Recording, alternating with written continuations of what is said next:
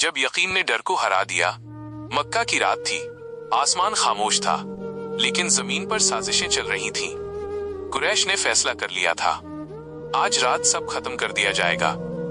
निशाना कौन था? अल्लाह के प्यारे नबी मुहम्मद अन्नी। लेकिन उसी शहर में एक घर ऐसा भी था जहां एक दिल बेचैन था।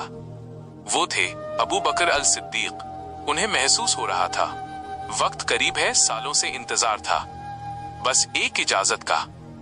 और फिर दरवाजे पर दस्तक हुई। दरवाजा खुला।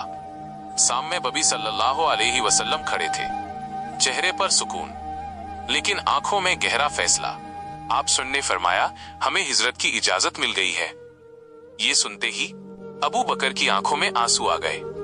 उन्होंने कांपती आवाज में पूछा, या रसूलुल्लाह, क्या मैं आपके साथ हूं? और जवाब आया, तुम मेरे साथ हो।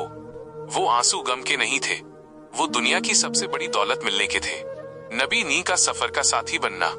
रात गहरी हो चुकी थी, दुश्मन घर को चारों तरफ से घेरे हुए थे, लेकिन अल्लाह की योजना इंसानों से बड़ी होती है। नबी शाह अपने बिस्तर पर हजरत अली को सुलाकर खामोशी से निकल पड़े। अबू बकर साथ थे, कभी आगे चलते, कभी पीछे हो जाते। नबी ने पूछा, अबू बकर, कभी आगे कभी पीछे क्यों?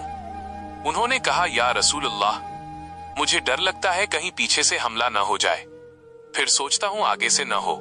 ये मोहब्बत थी, ये वफादारी थी, अपनी जान से ज्यादा नबीशन की हिफाजत। सफर करते करते दोनों गारे सौर पहुंचे। अंधेरा, सन्नाटा। अबू बकर पहले अंदर गए, हर सुराख को बंद करने लगे, अपने कपड़े फाड़ फाड़ कर। एक सुराख रह गया, उसे अपने पैर से ढक लिया। थोड़ी देर बाद अचानक किसी जहरीले जानवर ने काट लिया।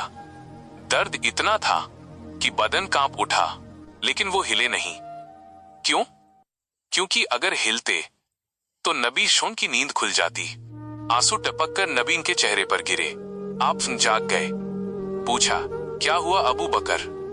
जब मालूम हुआ तो आपने अपना मुबारक लार लगाया और दर्द खत्म हो गया। सुबह होने लगी। कुरैश तलाश करते करते गुफा के मुहाने तक आ पहुंचे। उनके कदम बस कुछ इंच दूर थे। अबू बकर ने धीमी आवाज में कहा, या रसूलल्लाह, अगर उन्होंने नीचे देख लिया तो हमें देख लेंगे। और फिर वो जुमला जो कयामत तक ईमान को मजबूत करता रहेगा। नबी सल्लल्लाहु अलैहि वसल्लम ने फरमाया, गम मत करो, अल्लाह हमारे साथ है। सोचिए, जमीन पर दो इंसान और तीसरा अल्लाह। दुश्मन बाहर खड़े थे, लेकिन अल्लाह ने मकड़ी का जाला बना दिया। कबूतर ने अंडे दे दिए। दुश्मनों ने कहा,